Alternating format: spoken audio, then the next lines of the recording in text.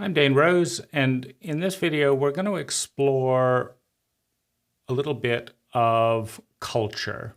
And it's our culture. Everything that we're looking at is part of the cultural narrative, part of the code that you and I, as English-speaking Western people, have grown up with. And to a certain extent, given the dominance and influence of Western culture, everyone with exposure to media is influenced by. Now, what we're looking at here is a 60 Minutes Australia clip about the misogynistic and sexual abuse tendencies within Victoria's Secret. And so one of the things that 60 Minutes tends to do is create an artificial partition between the observer and the observed. So 60 Minutes is portraying itself as a reporter, an observer of toxic culture, of toxic chauvinism in various forms. But that's not a useful partition, because if you ask what 60 Minutes is in the business of doing, it's not actually news. There's billions and billions and billions of news bits and items that go unreported by 60 Minutes. And so if you look at, what 60 Minutes is actually in the business of doing, is it's in the business of getting views, of getting ratings, which is the primary business of most media organizations today.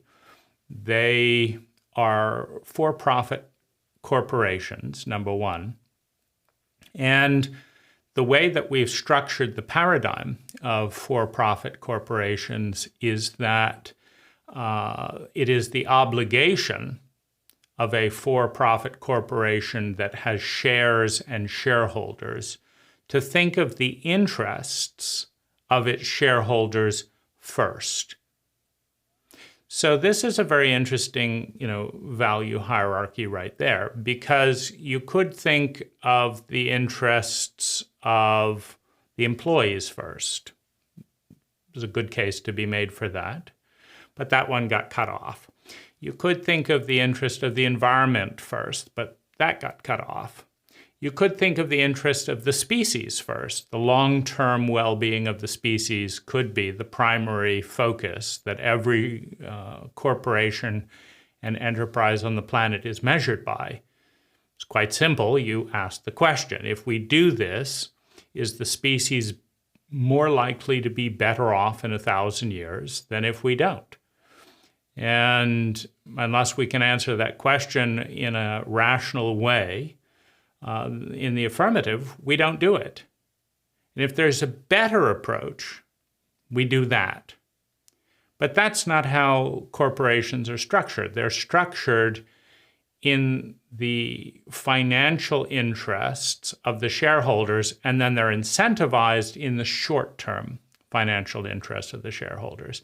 So if you are running a corporation, whether it's ABC News or Skynet or SiriusXM or whatever it is, with shares distributed to the public, then your primary loyalty has been dictated by law, meaning shareholders will sue you if they don't perceive you to be acting in their short-term interest.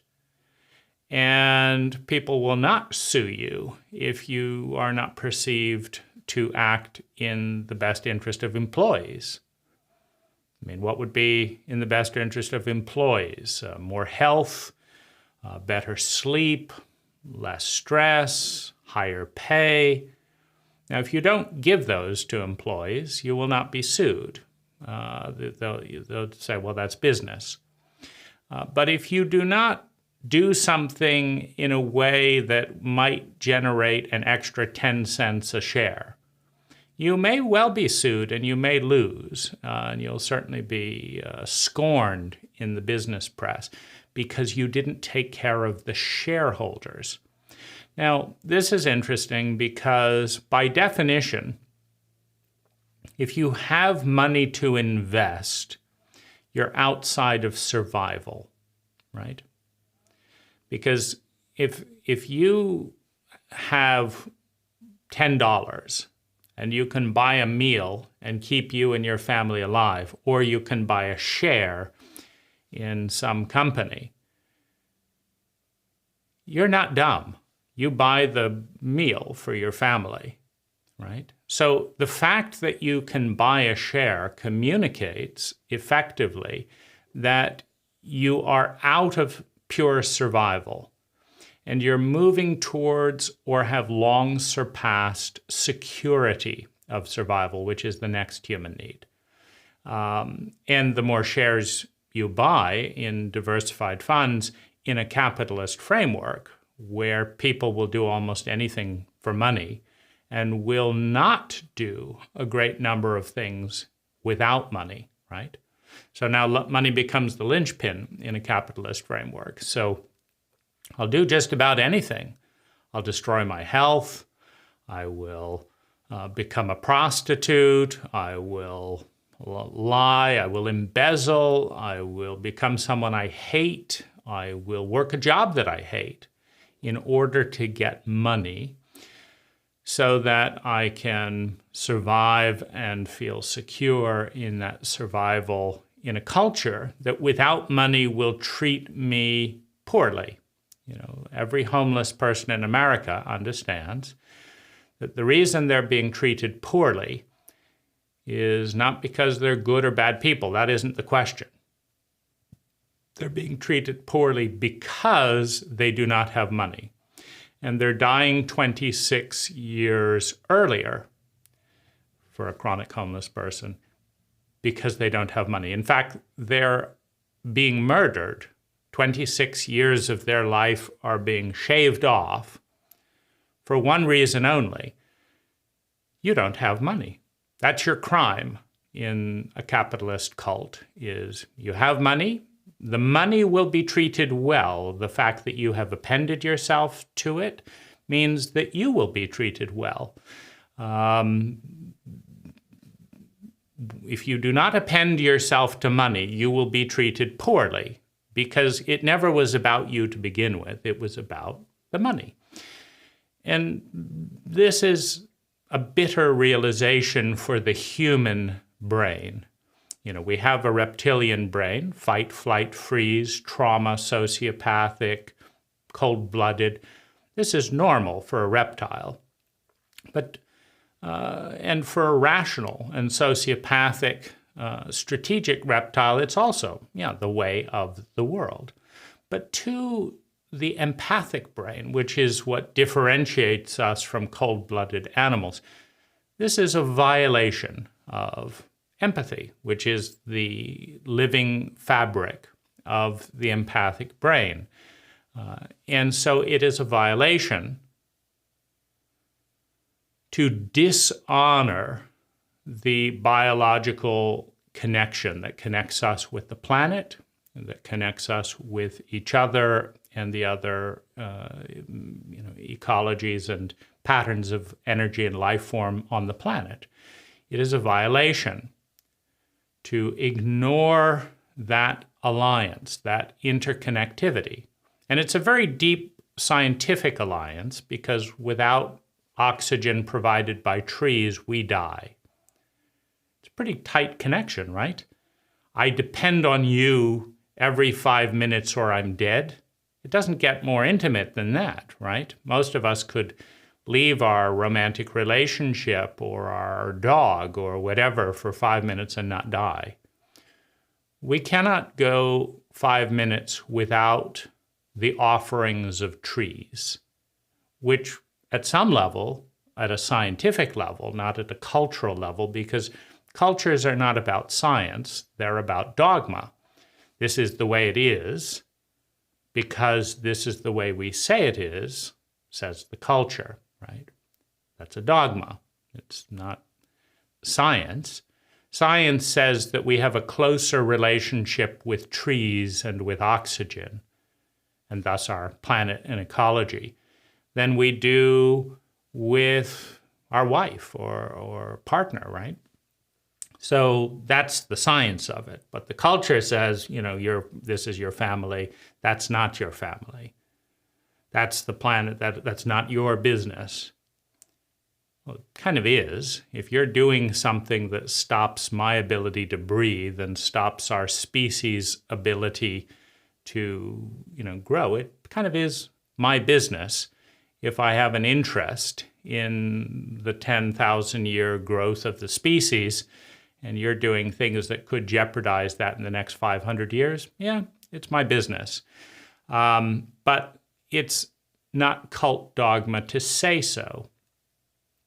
So we're in this kind of framework of meeting our human needs because survival, security, love and belonging, self-esteem, the development of our gifts, the movement, the bringing of those gifts into the world abundantly and becoming part of something bigger than ourselves. These are journeys. These are a progression of meeting our human needs. And there is enough energy on the planet, in the universe, for every human being to meet its human needs, to survive, to feel secure in that survival. But there currently is a lack of competence. And when you have a lack of competence, meaning we don't know how to turn the endless amounts of energy all around us into an abundance of fulfilled human needs for every human being on this planet. We don't know how to do that. So there's a competence crisis. Now, the competence crisis creates a scarcity crisis. And the scarcity crisis creates pain. And pain leads to fear of repeated pain in the future. And when pain and fear are met with incompetence, we then become afraid of the pain and the fear, and it becomes a loop, right? In the pain and incompetence, we then have to look at a secondary treatment, meaning we do not have the competence to meet the needs of our people. And so there's pain. And we don't have the competence to respond to the pain. So there's fear. Like if you had pain and said, oh, I know how to do that, let's just do dit, and the pain disappears and no more pain, right? Well, where's the fear in that? If a little bit of pain comes up again, it probably won't because we're competent, but if a little bit more pain comes up, we'll just fix it. Why be afraid of something we know how to deal with? We're terrified of our lives, and we're terrified of the world because there are large amounts of pain that we don't know what to do with. It's not, bring it on, I'll fix it. It's, I don't know, I don't want to look at that, I don't want to look at that, I don't want to look at that, I don't want to look at that, and I don't want to look at that, because I don't know how to fix it. That's incompetence. And I don't know anyone who knows how to fix it. That's incompetence. That's cultural incompetence, right? You know, it's one thing to say, well, you didn't fix the planet. It's all your fault. Okay, so you did? You fixed the planet? And you, and you, and you, and you? When you look around and not a single person has the competence to stop child abuse, to educate people for full, satisfying employment, for eating healthy food, to having healthy bodies, right? If you look around and you say, wow, 20% of the population is depressed, and you didn't fix that, neither did you, or you, or you, or you. There's still 20% depression, right? We're talking about incompetence, systemic incompetence, because it just takes one. If one person is totally competent, pain goes away, and with it, fear. Now, you could say, well, it takes more people to solve the problem. Okay, fine. So if one person is totally competent as a teacher to motivate all those other people to be interested in learning and then teaching them well, and then they fix the pain, because who wants to be in pain? Not a healthy, competent person. I could switch the switch here and be in massive amounts of pain, or I could feel great. I think I'll switch the switch to be in massive amounts of pain. No, that's insane. And so when we're in massive amounts of pain and frightened of it, we're in a state of scarcity. And the scarcity is one of competence, not one of energy. There is enough energy. It's just not in the form that we are competent to redirect to create sustainable well-being. Or we lack the competence to take it from the form that the energy is in. I mean, just think of the power in a single atom. So we've got a competence crisis. And the problem with a competence crisis is one of the sociological studies has shown that incompetent people are too incompetent to understand that they're incompetent. So if I'm dumb, I am likely to be too dumb to know that I'm dumb. That's a problem, because you can't begin to solve the problem of how to stop being dumb if you're too dumb to know that you're dumb, right? So that's a problem. And we're in that problem, meaning we really think, in parts of the Western world, we really think we've got it down. 20% depression, high job dissatisfaction, environmental unsustainability, producing 100 tons of garbage per person per lifetime. We think we've got it made, right? This is the greatest pinnacle that's ever been. And if we could just do more of this, that, the whole world would be better off. But the problem is we're too dumb to know that we're dumb. And this is not the pinnacle of civilization. This is just the level of competency we're at among one of 10,000 cultures in human history, 95% of which are now extinct, suggesting there's a high likelihood that we'll be extinct again soon, right? You look back and you say, well, what happened to all those 10,000 cultures and their languages and beliefs? Well, most of them are dead. Nobody even knows what most of them are. But we, in another 10,000 years, our cult, that'll be the one that's the right one out of all those 10,000, because every one of those cultures thought they were the right one. So that's the nature of a cult, is to think that its way is the right way. We think, we're really sure that, if we could just export America or whatever it is, out to the rest of the world, that, everyone could be 20% depressed, that everyone could have more suicides than car fatalities, that everyone could learn to become morbidly obese. And we could all sit and watch screens instead of engaging with the human beings in our life and become irritable and anxious. And if we could just teach the rest of the world, how to be great again, then we could, All live happily ever after, right?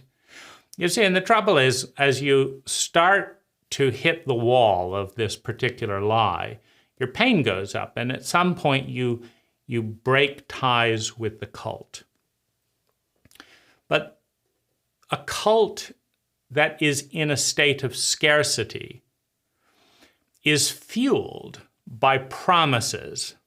It's fueled by promises that if you will just do this and this and this, the scarcity will go away. Because everyone who's in a scarce state, who's in pain and afraid of pain and more pain and more pain, everyone who's in a scared state wants to be less scared, wants to have less pain, which means they want less scarcity. What do they want less scarcity of? Whatever it is the cult tells them will be wonderful, will be the happily ever after. And the cult always lies, right? The cult says if you make lots of money, you'll live happily ever after. Nope. The cult says if you're famous, you'll live happily ever after. No, the science doesn't back that up either, right? And the cult says if you keep busy, if you're highly productive and keep busy, you will live happily ever after. No, science doesn't support that either, right? And the cult says if you are good looking, you will live happily ever after. The cult says if you're at the top of the power tree, if you're at the top of the chain where everyone knows you and everyone, then you will live happily ever after. Robin Williams should be a good reminder that one of the best actors and most well-paid actors of all time commits suicide. It's a little bit of a ding in that promise, right? If you will just get to the pinnacle of the power structure, the prime minister, the president, and then you will live happily ever after. Well, the shootings of the Kennedys, the hostility at Donald Trump, the evidence is clear and there, right?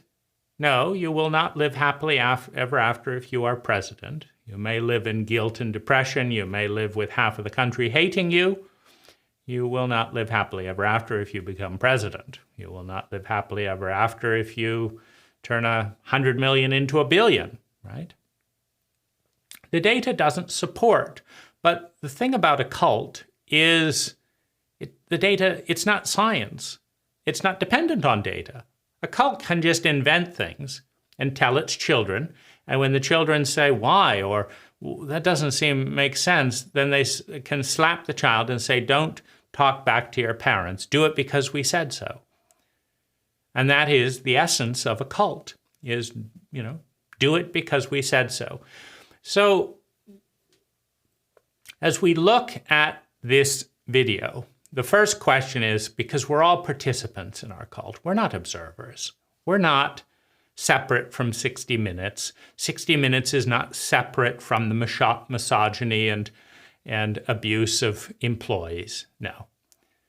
It's an interconnected ecology that we all emerge out of and participate in. And so what we're really looking at is ourselves in a certain way. Beginning with, let's look at why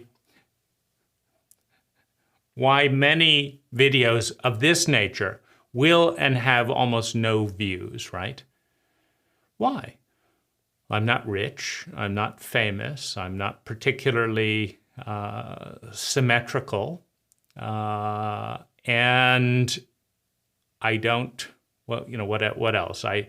The other thing is, the cult says that if you have many postgraduate doctorates, and some women online will say, I want to meet a postgraduate doctorate in this or that, like that's going to lead to a happy marriage.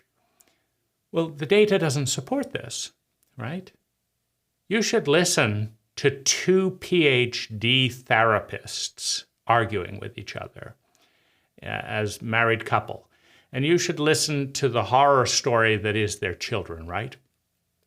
In other words, you have a statistically higher chance if you are two PhD psychologists who have a child, you have a higher chance of creating certain forms of abuse than if you were uneducated without a high school degree and had a child. But that's the science. And cults are not scientific. They're cults, which is their dogmas, right? So I don't have the PhD, right? And then you have, will be normal, says the cult.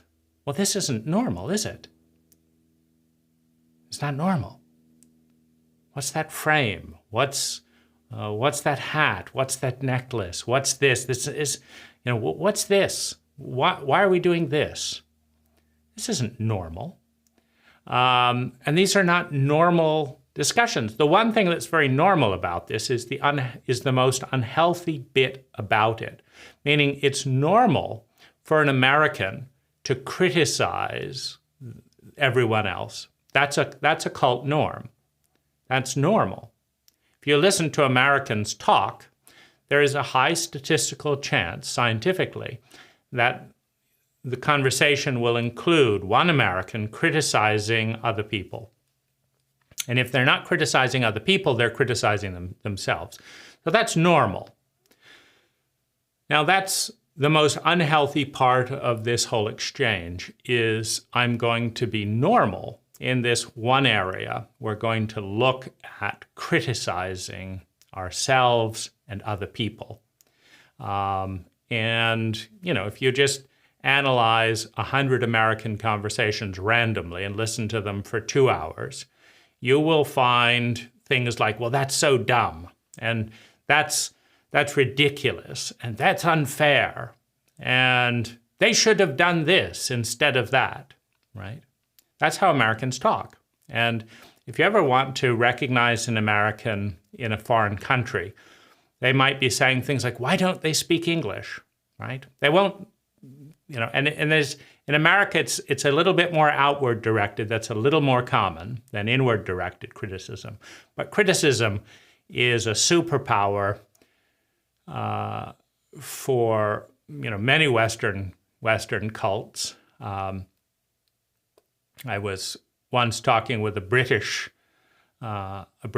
man, about trying to learn Thai, and it's like, why would you want to learn another language? They're all inferior. We're the. I mean, what could you possibly learn from another culture? And he was dead serious in his stupidity, which begs the question: well, why are you going there, right? Just to flaunt your superiority? If they're so dumb, aren't you even more dumb for visiting? You could have stayed in England with your rotten weather and misery and righteousness, and been able to complain about the weather there. You didn't have to pay all this money to go in and complain about other people, right? But anyway, this is the unhealthy part, and the normal part.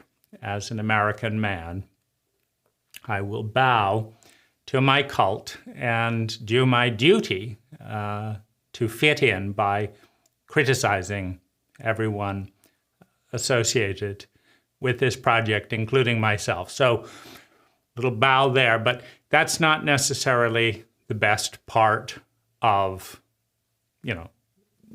this production. It's just the most normal part about it. And what's very abnormal is to actually look at how we're intimately involved moment by moment. So, that of course begins by the fact that, if someone is scanning through YouTube and they're Western, what they're looking for is, what have famous people been saying? So they're not looking for this because it's not famous.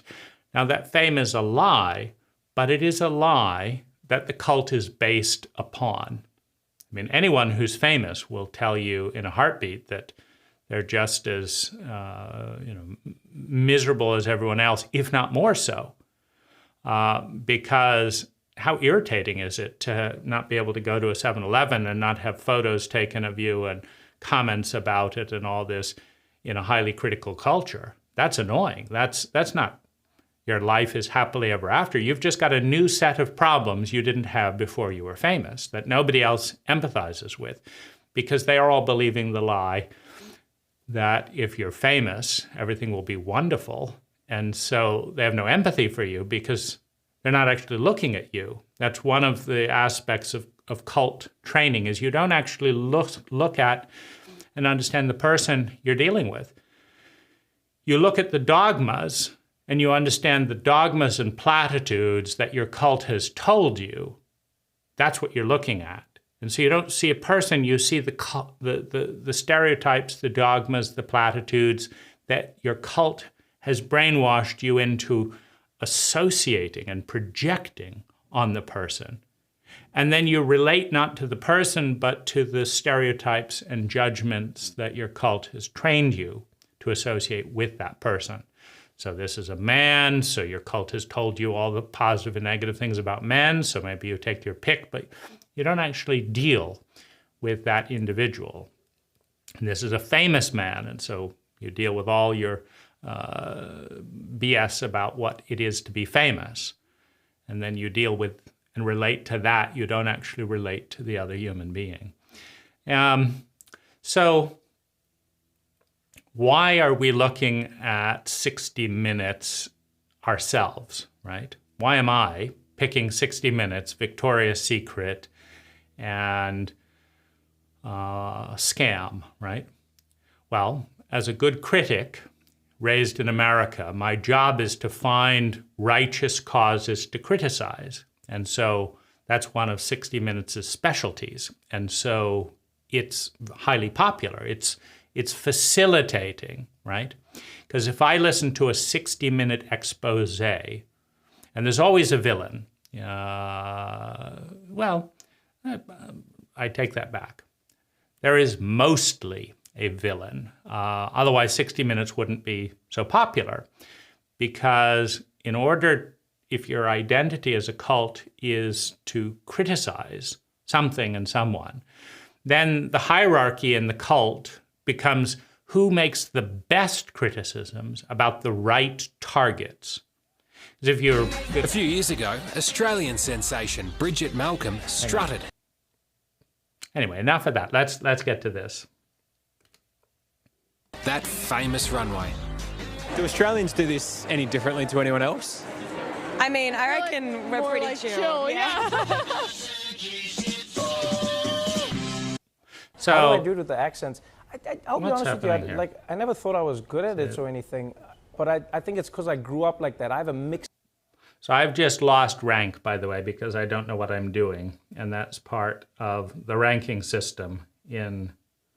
So I have to go back. But behind her bright eyes and big smile was... Now, let's look at all the things that I could have looked at. So there's all these different things. Now, one of the things that I could have done more of is Tim Ferriss and Sheila Heen. That's a really good topic. But I probably was looking for dopamine in some level, meaning my body has chronic fatigue. And that is not an isolated thing, meaning I'm in a cult that generates high levels of anxiety, stress, and thus chronic fatigue and adrenal fatigue. And so I'm one of those members of that particular pattern. And one of the things that feels good is getting dopamine and adrenaline when you've got adrenal fatigue. And so how do you get adrenal, dopamine? Well, sex, erotica, fame, gossip, all of that, right? And so that's what 60 Minutes is offering. It's offering a population that wants that in order to make more money for its shareholders. It's not news. It's certainly not relevant to my life. What some person in another country is doing, I could be talking with my wife instead of this. That would be intelligent. Instead, I'm sitting with my wife, looking for dopamine, as every addict does. And as is normally the case, many of the most toxic drugs are legal, and many of the healthiest drugs are not. And so here we are. Here's the subject. A sinister story. And I'm smiling, but I mean, I know the way I look. The look in my eyes is dead.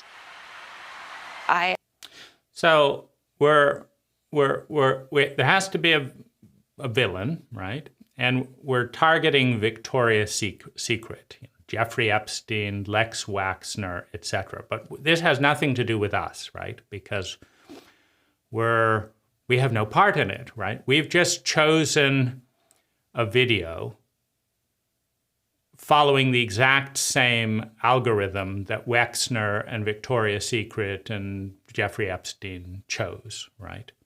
So we're seeking dopamine. We're seeking pain management, right, with internal and external drugs. That's part of how sex has become used in our culture, whether it's pornography or otherwise. It's pain management, which means we don't know what we're doing. We can't end the pain. We're trying to manage it with diversions, distractions, addictions, and various things. And so she's still doing her job, right? Because she's giving us symmetry and submissiveness and entertainment. Even in the discussion about how horrible this is, most of us wouldn't be watching the video unless there was some of this in it. I was dead. And so I'm watching 60 Minutes rather than some random video. Why? Because it's famous. Why? Because my cult has told me that popularity and fame is good. It hasn't told me the scientific truth that whatever the majority is doing is wrong, meaning whatever the majority is doing is less effective than what a small, competent minority is doing. The cult never told me that. And so, in fact, the cult has told me to be normal and be normal. And so I immediately say, oh, lots of people are interested in famous models and this and news, so I should be doing this too in order to be normal. And 60 Minutes is not doing an interview about what's going well in the house down the street on 5th Street in Novato. There are tons of people that could be interviewed by 60 Minutes, right? They could be. 60 Minutes could come over and say, we'd like to interview you. Why? Because you're not famous, because you're not rich, because you're just a person. That's why. We're just curious about you. But everyone would say, I'm not going to watch that. And then 60 Minutes ratings would go down because we're all voting with our feet in the cult. So the 60 Minutes rating would go down. And then nobody would respect 60 Minutes because if their ratings go down, then their money goes down. And we're in a cult that values money more than people. And so if 60 Minutes cannot associate itself without a lot of money through associating itself with a lot of ratings, by associating itself with a lot of dopamine and fame prescribed by the cult, then nobody's going to be interested in 60 Minutes, including me, right?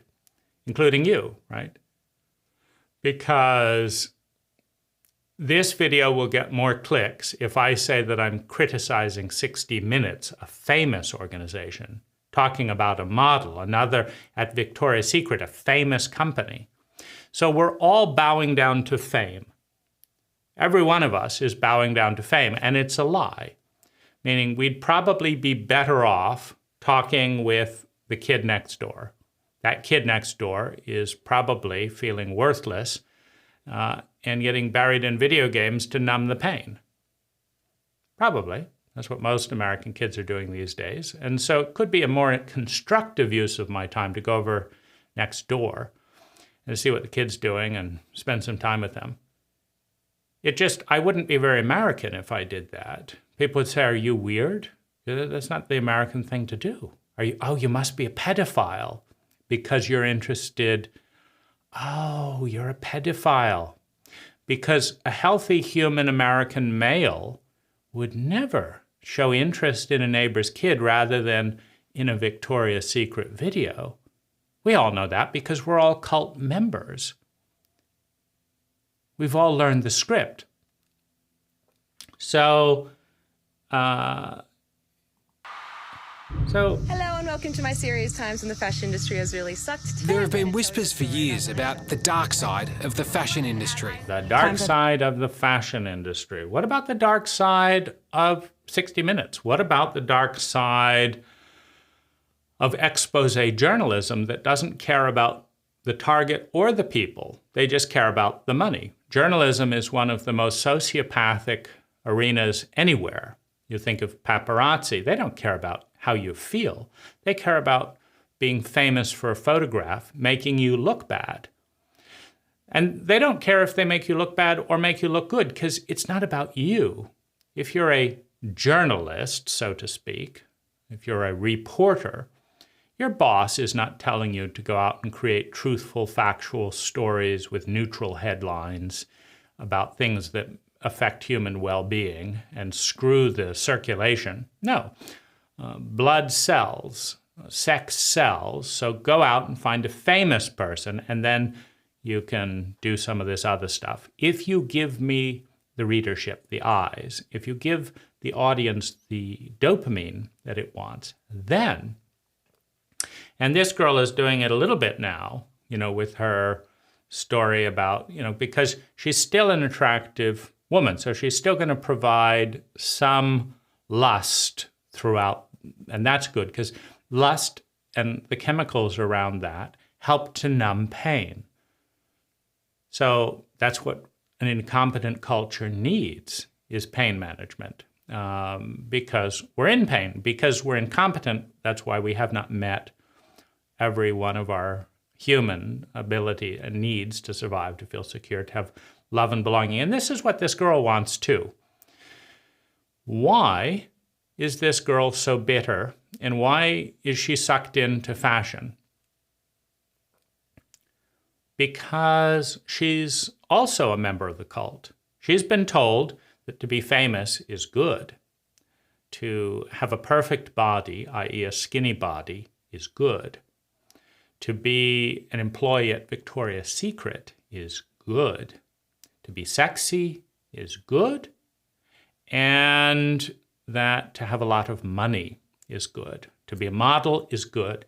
In other words, you're being put on display for your skinniness and your genetic symmetry for men's lust and pain management, and to help sell products by pretending, because all advertising is a lie. All advertising comes down to this. If you buy our product, you will, if we're talking about fashion, if you buy our product, you will have a rich man be interested in you, you'll be popular, and then you will be happy. That's a lie. First of all, that's not going to happen. And then secondly, if you do find a rich man that buys your life because you wear Chanel, that's an idiot, and they're not going to make you happy. They may be confused. They may believe the myth as well. I thought if I spent my money buying a model, I believed the lie that models lead to being great relationship partners. In fact, models are trained to hate themselves. So if you date a model, you have a statistically higher chance of having a dysfunctional relationship than if you don't date a model. Because a model is pinning their whole bet on happiness on how many inches they peel off their stomach, which is absurd. But it's just what we do. We're not science-based as a cult. It's what we do. So, Being attacked, times I've been assaulted, times I've been harassed. But Bridget Malcolm, so she's pointing out an awkward truth for the cult. The cult is saying, buy our clothes, buy our underwear, and then you'll live happily ever after. She's telling you a little bit of truth. If you are a supermodel, you will be more likely to be harassed, more likely to be sexually assaulted, more likely to consume drugs. Cocaine was recommended to her for losing weight. as was sex before she was 18. So these are the prescriptions, and anorexia and just not eating. These are the things that she does to do what? In other words, she's an unhappy cult member. Happy cult members do not do this. But I should really say happy people who are out of the cult don't do it. If someone says, here's what you have to do. You're a happy, nice person living your life, you've met your needs for survival, security, love and belonging, self-esteem. You like yourself. Now, we want to take you out of that life, and we want to put you on a diet where you can't eat what you want. We want to make you into a mask where you have to smile and look a certain way, even if you're feeling irritated. We want you to be a bunny, meaning a cartoon. Even if you're depressed that morning, like your mom died, you're not supposed to say, my mom died. I'm supposed to say, it's so wonderful. You're supposed to caricature the delusion that is being sold with the advertising, which is that if you buy my clothes and dye the hair the way I've done it, that you too can be happy, like me. So you have to develop a mask, because in a world filled with pain and incompetence and scarcity, you have to be somewhat sociopathic, numb and out of touch, to be so excited to look at all the suffering around the world and realize, wow, there's a lot of people that could use help, and I don't know what to do about it. How exciting, how wonderful and bubbly that is, right? So when you have an incompetent culture, you sell a lie. Do this, buy this, and then all these problems will be solved. Now, only an idiot will do it. But in a culture that is raised by idiots, we'll all do it, right? I'm doing it, right? So only an idiot would do it. I'm doing it. I'm wasting time on my Sunday discussing 60 Minutes and Victoria's Secret models rather than doing anything intelligent, right? So, we're screwed if we're raised in this cult. But it's our problem. Sure, it's her problem. Sure, it's everyone else's problem. But it's also our problem. Will be silent no more. Now becoming arguably the highest profile whistleblower we've seen. Now, this is really important. So everyone knows sex sells. So 60 Minutes has to decide what to do with the trillion bits of news on this day alone. More than 1 trillion bits of news could be reported today. But they're choosing a supermodel. Pretty selective, right? Why? Because sex sells. They're choosing gossip. Why? Because gossip sells. They're choosing scandal. Why? Because scandal sells. They're attending to their shareholders by understanding that you and I are going to watch this because it's giving chemical messages to our bodies that help us what? Manage pain. Because these things sell when you're in pain and need pain relief. This is not as fun as cuddling in bed. This is not as fun as going out and jogging. This is not as fun as meditating. The fact that you and I are here is a symptom of cult failure. Now, if given we're media addicts, we might as well, train that addiction to be something useful. But, let's get real here. We're a participant in every part of this. And one of the things she's so bitter about, now they pretend that she's happier now that she's out of the fame loop.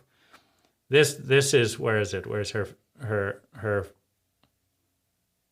that is a cynical, bitter face. Why? Because she's cynical and bitter. Of course she is. She's been lied to 2 times. And she's been deprived her whole life. She hasn't had enough survival, security, love, and belonging, because we don't teach what love is. Adult love is loving enough to care, caring enough to take the time. In a scarcity culture, there's never enough time. We've all got the same amount of it, but there's never enough to really make someone feel seen. How many times have you been made to feel totally and perfectly and beautifully seen? Are you feeling seen right now? Why not? There's billions of people. What are they doing? Making stuffed animals, building rubber ducks, building bridges to jobs they don't want to go. Why does no one have time to see you right now? It's not expensive, but maybe that's why nobody's interested in it. Because who's going to make money seeing you? Oh, you could be a seer. You could become a therapist and make $300 an hour seeing people. Oh, the money's interesting. Maybe I'll do it, and make all that money. But anyway, she's the second. So the first lie is she'll be happy because she's constantly inspected and scrawled at and looked at and admired just for her body. What intelligent human being would like to become an object and know that your body is more important than how you feel? Because don't think for a moment that when you're a supermodel, they sit you down and they say, how are you feeling? Would you be happier if you ate more eclairs? We like you. Go and eat some eclairs. Have some fun. We don't care about selling garments to innocent fools. We want you to be happy. And we're paying you to be happy. No. She gets the exact opposite message. You don't matter at all unless you sell more clothes per ad than this other model. And if they're skinnier than you, in a cult that has been taught to view emaciated bodies as fashion, the hype of the day, that's it. We don't care about you. We care about your skinniness. And there's 1,000 different girls out there trying to be skinnier. So let's see who's the skinniest. And then we'll give you lots of praise. And we'll call it love and belonging. We'll call it part of the family. But that's the same lie we got as children when we were told, do this to make mom good, to make dad look good, because we love you. We love you, so make us look good. It's not love. Love is loving enough to care, caring enough to take time, taking enough time to see, seeing enough to understand, understanding enough to empathize, empathizing enough to change behavior, to attune, attuning enough to succeed, succeeding at the facilitation of a human being's survival, security, love and belonging, self-esteem, development of gifts, bringing those gifts abundantly into the world, and becoming part of something bigger than ourselves. That's love. Who's giving it to you? And in what form, right? So that's the real crisis, is she's not getting any love. She's getting lots of money, lots of cocaine, and lots of exposure to other unhappy, low self-esteem girls who are being constantly criticized for her body. And she was lied to. She was told this was the glamorous life where everyone is happy, and she's looking around and she's seeing it's a complete lie. But she's also forced to form NDAs, non-disclosure agreements, so nobody can tell the truth, because if you tell the truth, then it doesn't sell the products, because the products are based on a lie. Buy this product and you'll be happy. If the models say that they're some of the unhappiest people on the planet, nobody will buy the product. And if nobody buys the product, then the company will not have a lot of money to hire models. And so they will fire the model. And then the cult will tell the model, you're not as valuable right now because you were fired.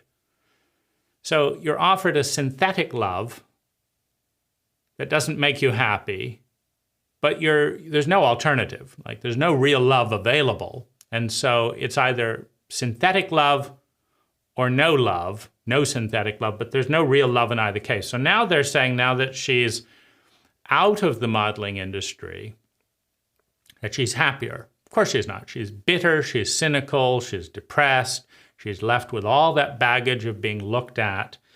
And CNN, or what is it, 60 Minutes, It doesn't matter which name you put in front of it. All the main news agencies know what story gets the adrenaline, gets the lust, gets the dopamine.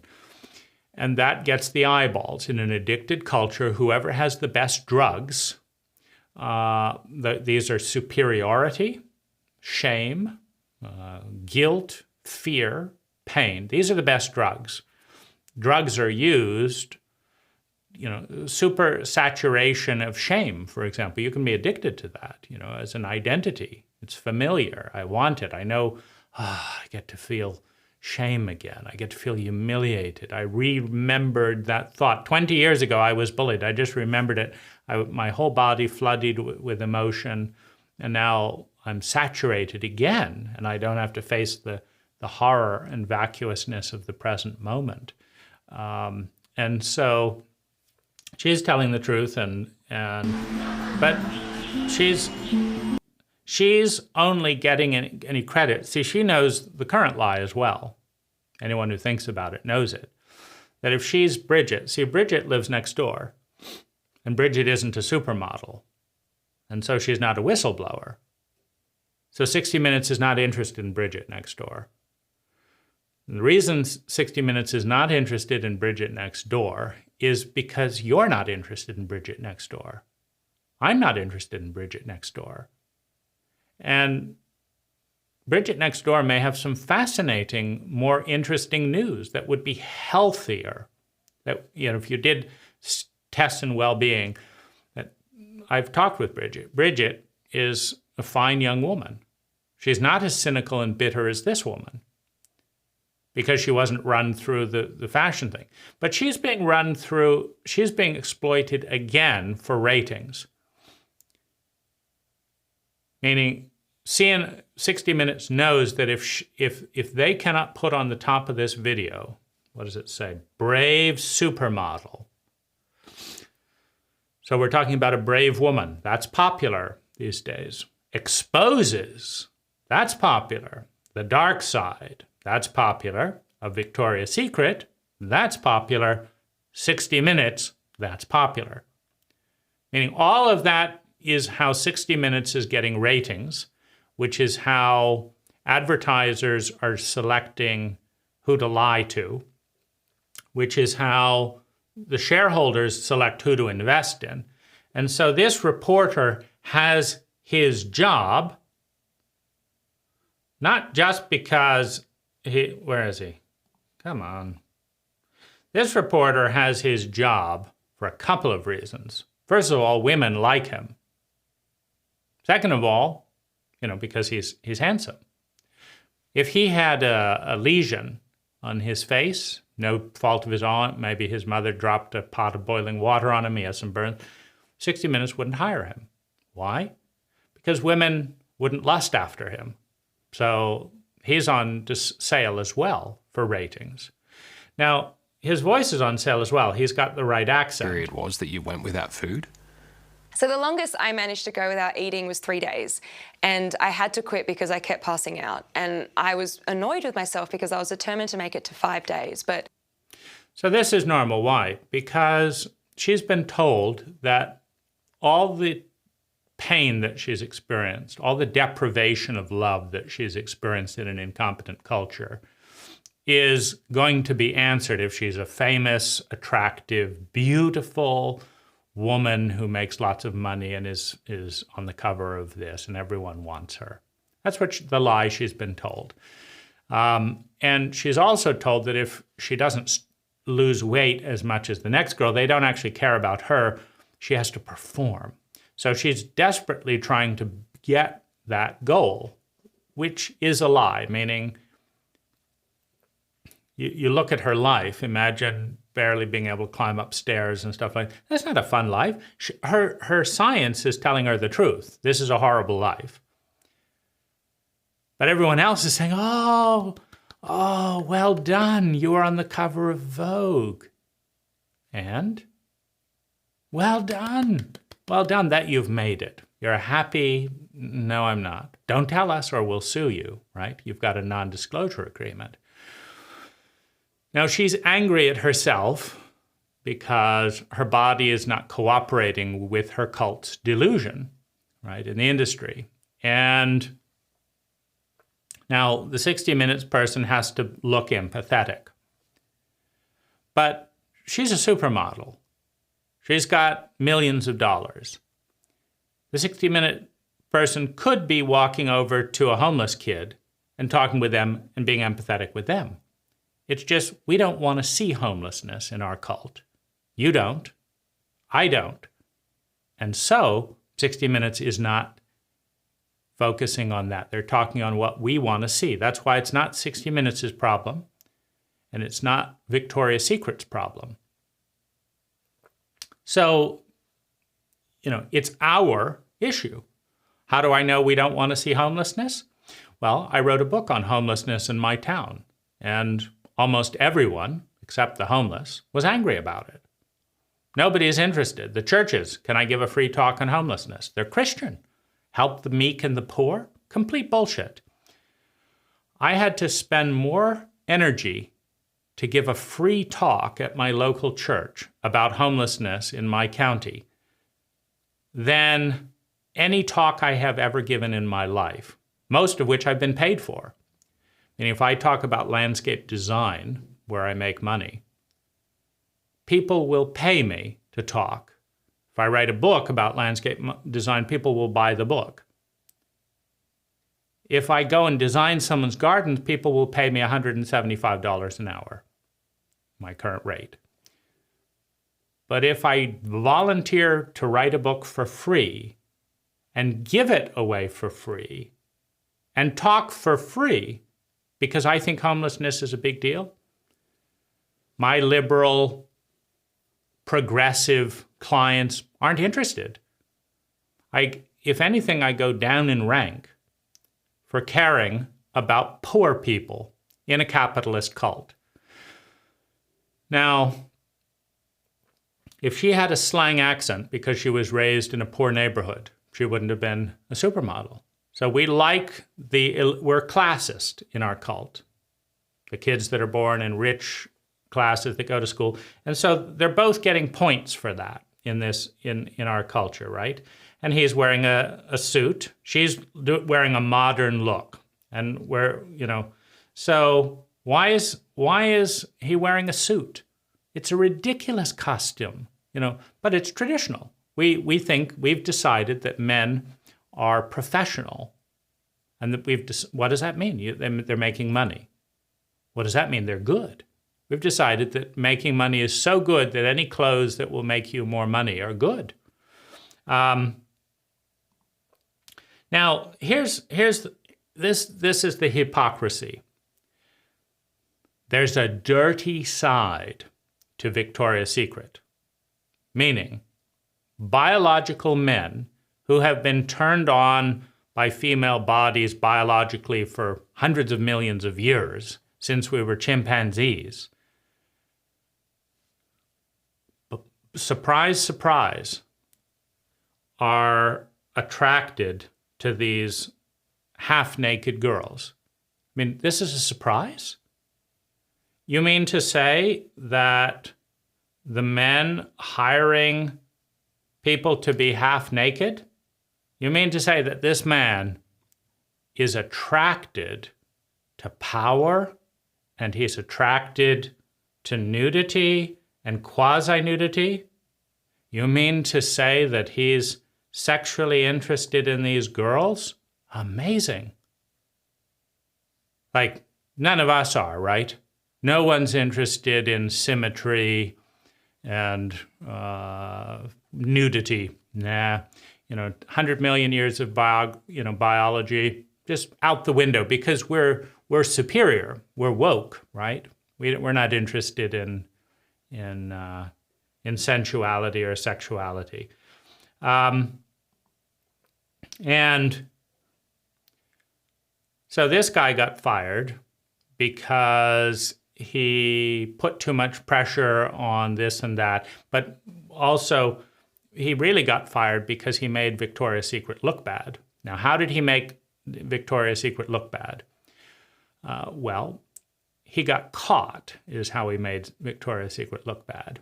because some of the men, he would get letters of sexual abuse, and then Victoria's Secret would buy the models' silence by asking them to sign a non-disclosure, so that nobody would understand that Victoria's Secret supermodels are being repeatedly sexually abused.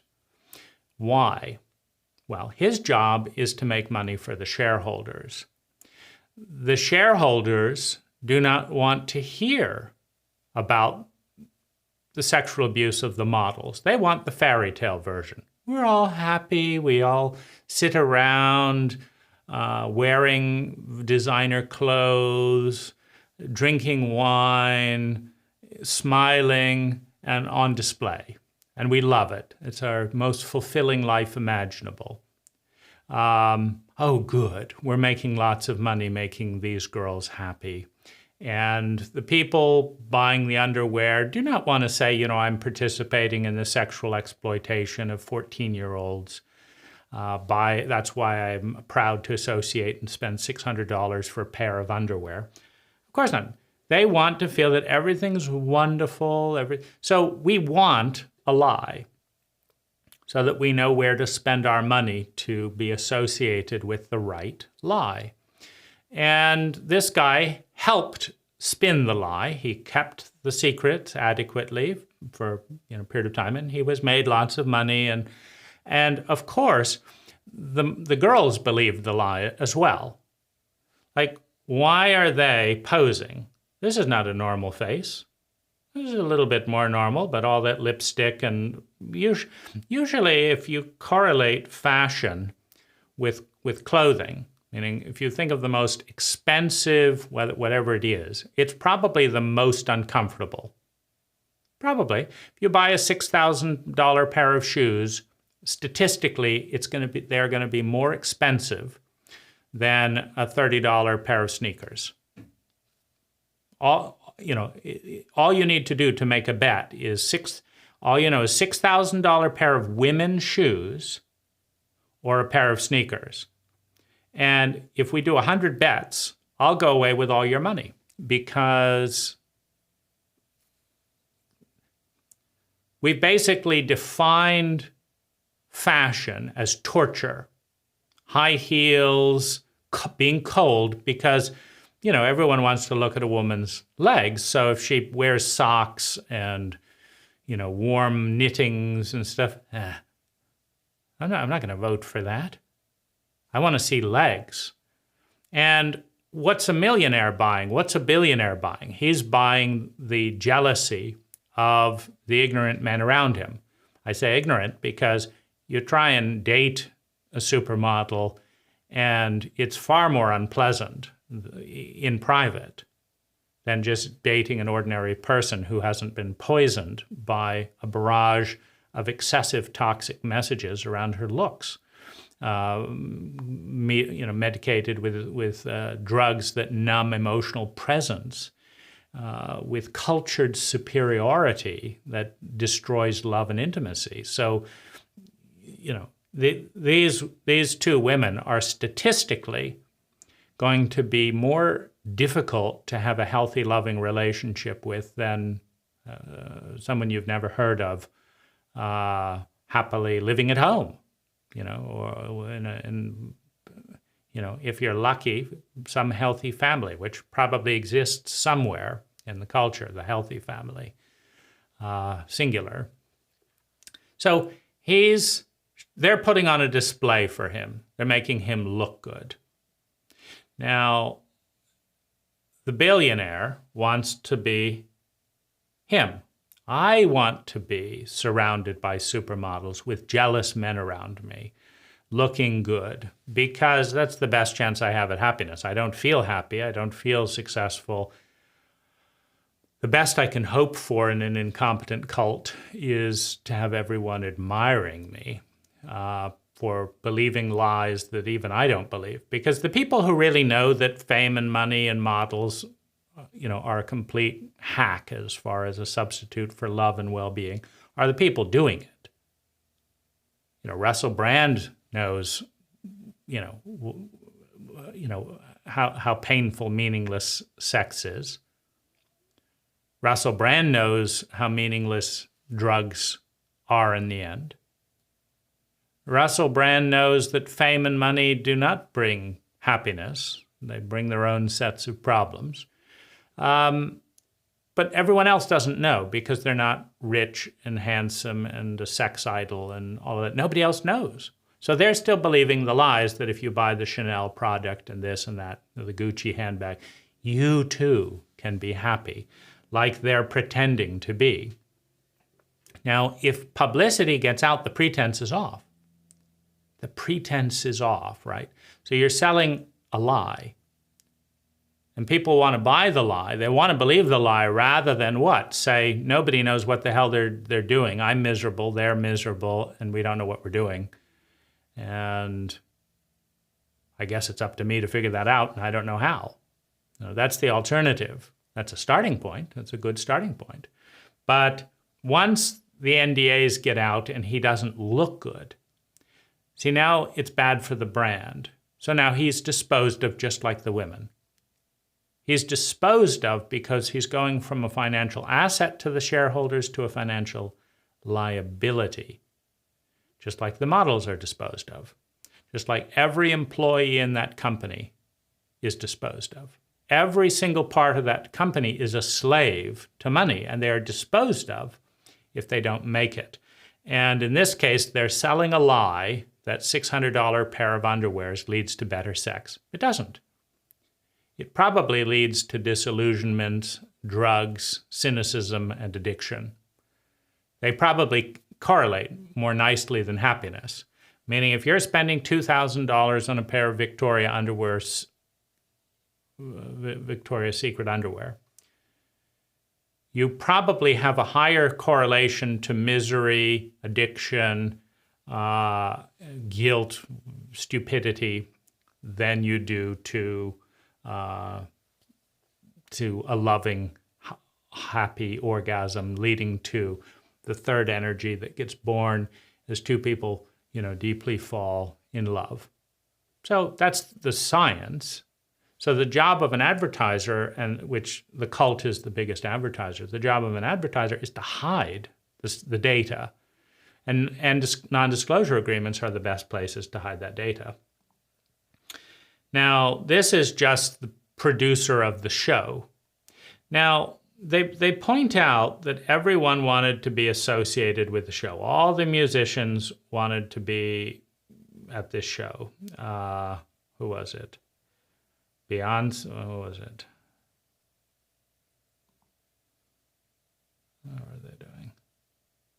Well, everyone wanted to be associated with this, meaning millions of American girls would have accepted the invitation to be that model. But here's the interesting thing. Millions of American girls today would become a model for Victoria's Secret. They would watch this and they'd still say, well, I still want to be famous. I still want to have money. I still want to be a sex object. I want everyone jealous about me, and I want to feel like I've made it. Why? Because it's an antidote to helplessness, uncertainty, criticism in a culture that criticizes and shames. It's an antidote.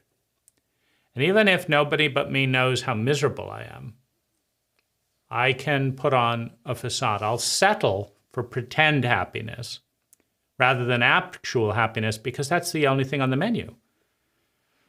There's misery and everyone knowing I'm miserable. And then there's misery, but everyone thinking I've made it. That really irritated me because that's how I got interested in this type of dynamic. When I had lots of sex, lots of travel, fair amount of money, could do what I wanted, could be articulate and artistic and run a business. That's one of the forms of making it for a man. And male friends around me were envious. People told me, I want to learn from you. I got respect because I had fulfilled this box.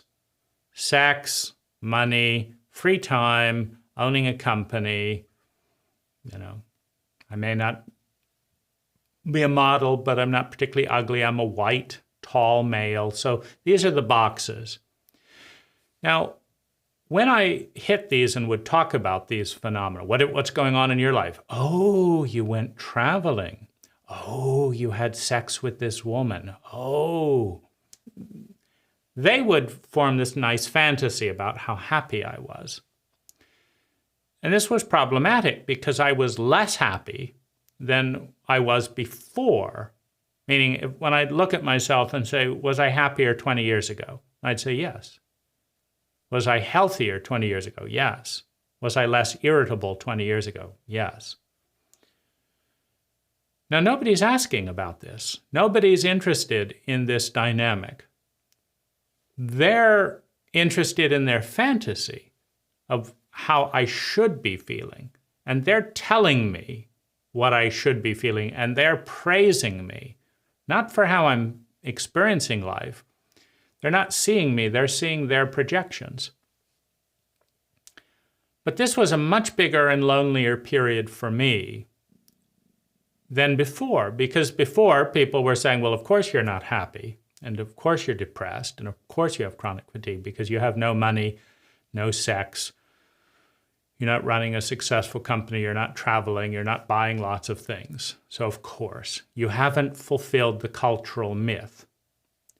But once you buy these items and have these experiences and travel to these places and take these photographs of how smiling and happy you are, then you will be happy. Well, now that I had done those things, I felt worse because they had taken me off track. You know, when you spend energy pursuing a lie, you feel worse at the end than before you spent the energy. And you're more confused because in order to spend energy on a lie, you have to believe the lie. And so, you know, this is the crisis then of invisibility, because nobody wants to learn that the lie is a myth, because they're still hoping against hope that there is a way for them to be happy in an incompetent culture that does not know how to create happiness and knows how to destroy large volumes of it. 2-year-olds are born happy if they're not abused. You know, 1-year-olds are happier than the average 50-year-old in this cult. Uneducated people are more creative than educated people in this cult. Highly cultured people are more controlling and fear-based and have less flow than people just spontaneously checking in with their body and doing what they want to do. But the cult rewards you for going off track with money and with prestige and all of that. So this is the dilemma that we're all in. You're in it. I'm in it. What's your solution?